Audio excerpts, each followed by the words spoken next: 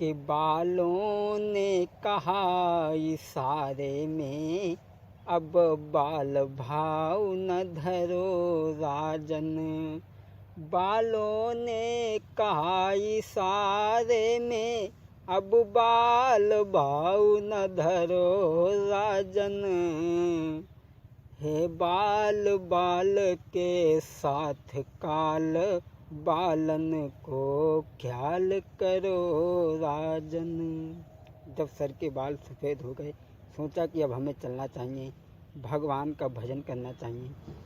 अपने पुत्र शांतनु के मुकुट बांध देते हैं और कहते, बेटा मैं तो जा रहा हूँ, अब तुम इस शासन को चलाओ। लेकिन राजाओं के अंदर मेरे लाल 14 दोष हुआ करते हैं, उन दोषों में तुम मत फंस जाना।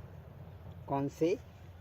बोले हैं बेटा कि राजा ये सोचा करते हैं कि जग में मेरा ऊंचा नाम नहीं। राजा ये सोचा करते हैं कि जग में मेरा ऊंचा नाम नहीं। मेरी बातों का पुत्र यही मत फंसना तुम इन बातों में। अपने पुत्र को शासन देने के बाद में महाराज प्रतीक चले जाते हैं। और इधर शांतनु जब राजा बन गए तो एक दिन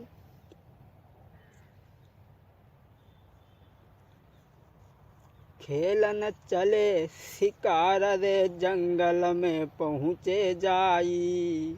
शांतनु घोड़ा पे सवार होकर के अरे खेलन चले शिकार रे जंगल में पहुँचे जाई। आगे बढ़ के जंगल में एक बातक भ्रात निहारी। शांतनु घोड़ा पे सवार होकर के जंगल में पहुँचे। आगे बढ़ के चले भूपन नायक करी अबारी। देखी बगिया के बीच में सुंदर नारी, देखी बगिया के बीच में सुंदर नारी।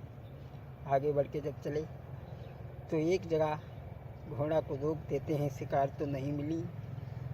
लेकिन आगे शांतनु ने क्या देखा कि फुलवारी के बीच में एक बहुत सुंदर लड़की बैठी है, जिसका चेहरा चंद्रमा के समान दमक रहा है। क्या देखा शांतनु ने कि एक देखी सुंदर नारी है, दीनी तन की याद भुलाई है। एक जहाँ फूलन की रे फूलबारी है, शोभा दे रही राज दुलारी है शोभा। राजा ने जब ही निहारी है, दीनी तन की खबरी भुलाई है राम।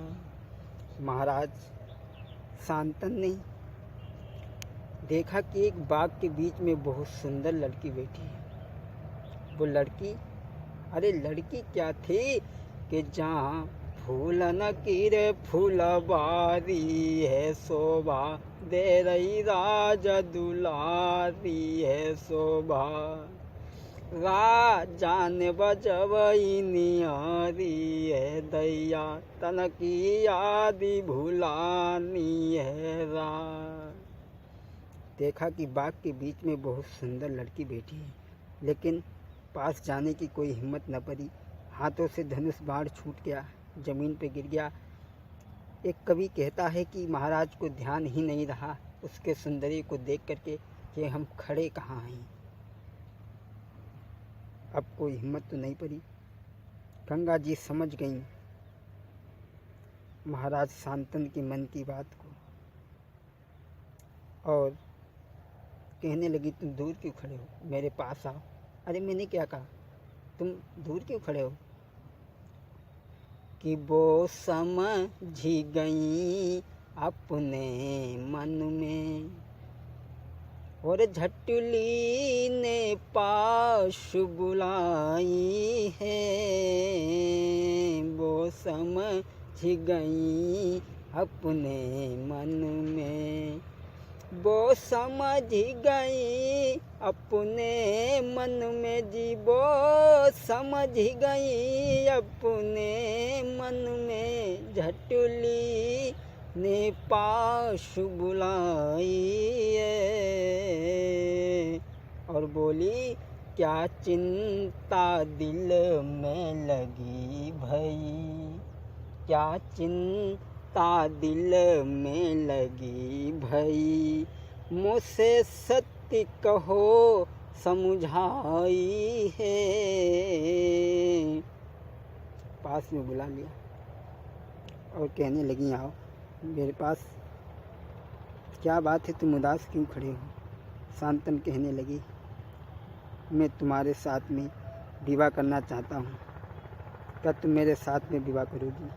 बोली विवाह तो हम तुम्हारे साथ में करेंगे, लेकिन हमारी एक शर्त है। बोले कौन सी शर्त है, शर्त अपनी बताओ।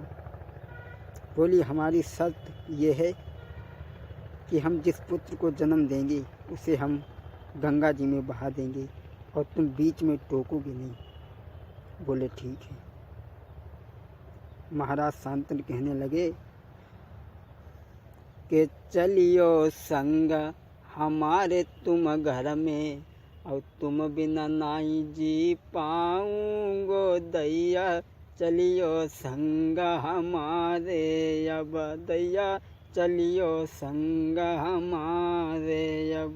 बोले अरे चलियो संग हमारे तुम घर में, मैं तुम संग ब्याह रचाऊंगो दैया, तुम बिना नाई रह पाऊंगो दैया, तुम बिना नाई रह पाऊंगो।